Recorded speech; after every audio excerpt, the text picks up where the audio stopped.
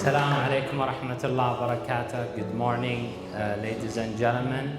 I am honored and very pleased to be here with you today. I didn't come here to lecture. Actually, I don't know how to lecture. And I just came here to share with you our experience. Being a family business is quite challenging around the world. About 50% of the GDP of many countries, including Europe, the United States, is basically created by family-owned companies. And this makes it quite different and quite unique, but also very challenging to manage a family business. And I will share with you my take on this. Just to let you know a little bit about Abunayyan. I am first generation. My father, rahmatullah alayh, created the company back in 1950. He passed away about 17 years ago. My brothers and sisters and the rest of the family own the company. Not all of us, of course, are managing. We have very highly professional team who's helping us as well. It's a quite an interesting start. My grandfather, rahmatullah alayhi, was a very successful merchant in Riyadh. But my father wanted to go solo. So in 1950, he had no money. He borrowed 10,000 riyals, and for some crazy reason, I don't know why, he decided to go into the irrigation business. My father in 1950 introduced the first turbine pump in Saudi Arabia used for agriculture. He believed in the product for some reason or another. It took him about 6 years to sell these pumps. 10 pumps, 6 years. 6 years. What he had to do, he was up against a very reliable technology at that time. All of you are very young to remember this, but there was no diesel-driven equipment. People relied on camels to basically extract water from hand-dug wells. Camel is very reliable. It doesn't need diesel. It doesn't break down. So they said, "You're crazy. You bring me a pump that, I have to get some guy to operate, and you want me to replace the equipment." He said, "Okay, I'll give you a 3-year warranty. If you don't like it, you return the product, you get your money back." And this company was founded on this customer-centric focus, and we are very proud of it. This is our journey. The company continued to build around its core competencies. Our core competencies are basically our knowledge of the water industry. And through the years, we continued to create value. Khoy Abdurrahman has mentioned a very important point. You have to have a very strong business value proposition. Otherwise, you die. You become indifferent. And over the years, we continue to build this value chain. Today, we have 14 companies. We operate all over the Middle East and North African region. We manufacture, we have distribution activities, service, we have joint ventures with multinational companies, and we are committed to the transfer and the localization of technology in Saudi Arabia.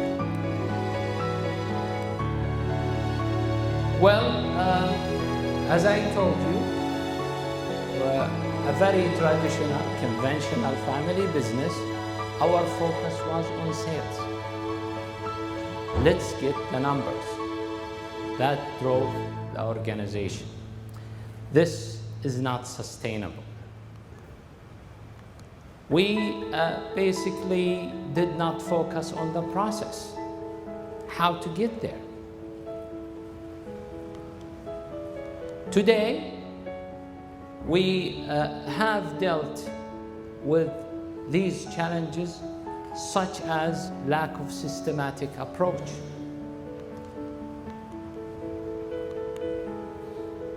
And basically, we had to change the mindset.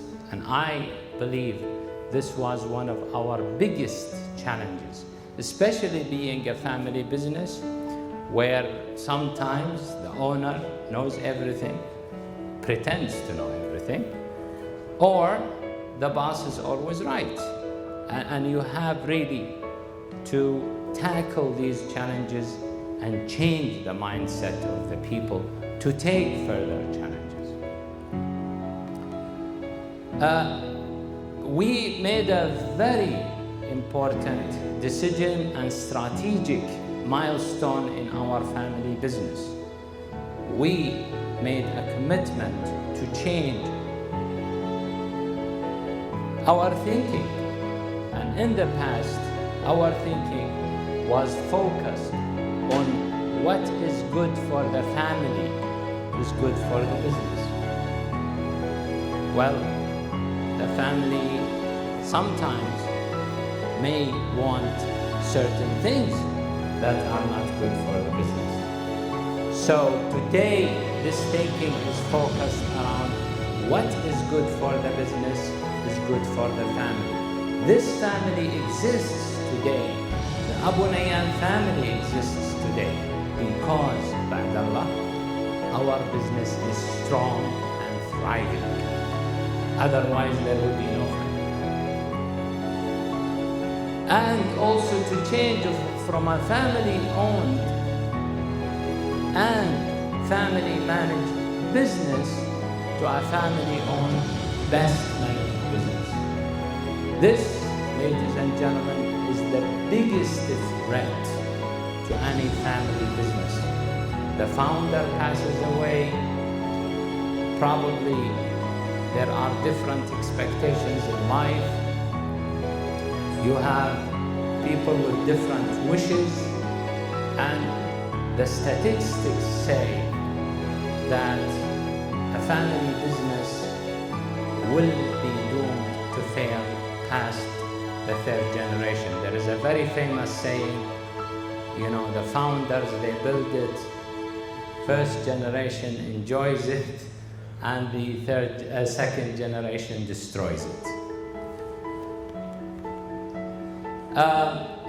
Going from that perspective of what is good for the business is good for the family, we decided to start what we call in Arabic Dastur al-Aila, family protocols.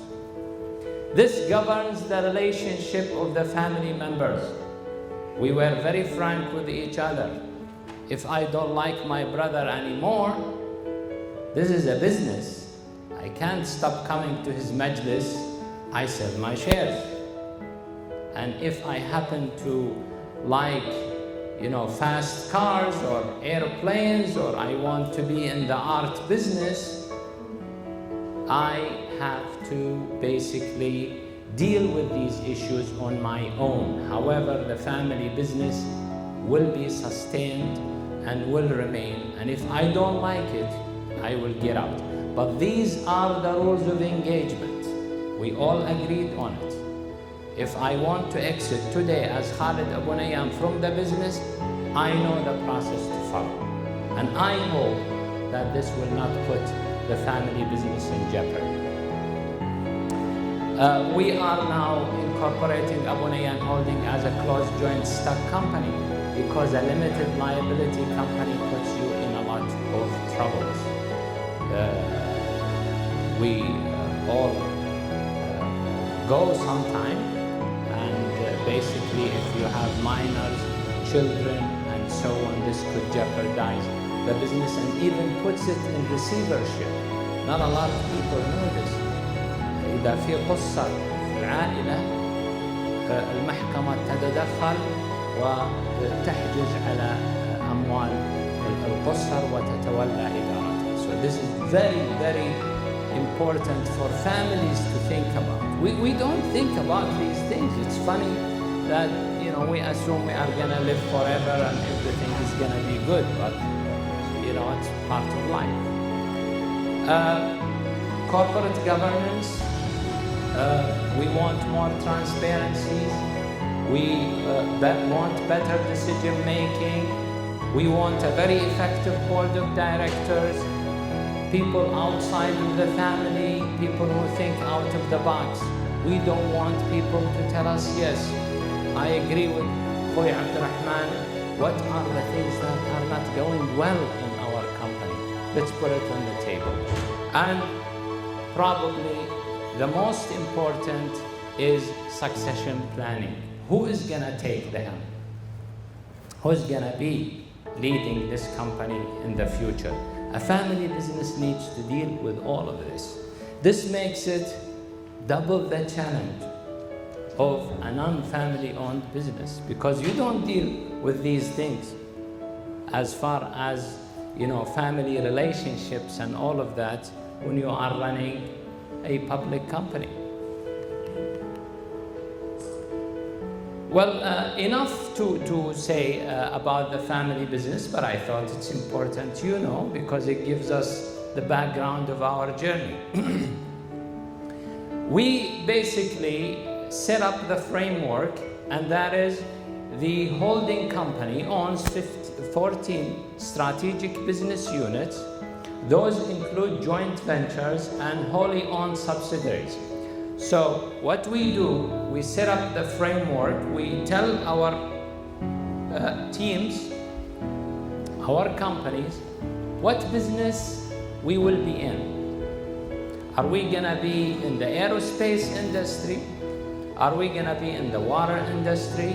In our case, it's water, power, oil, and gas. These are our core industries. And we give them the resources that they need, but then we sit back and leave them develop their own strategies. We do not basically micromanage that process. So this is very important. And that, again, you see the sequence is very important. It's to drive, support, monitor, and control. It's not in reverse.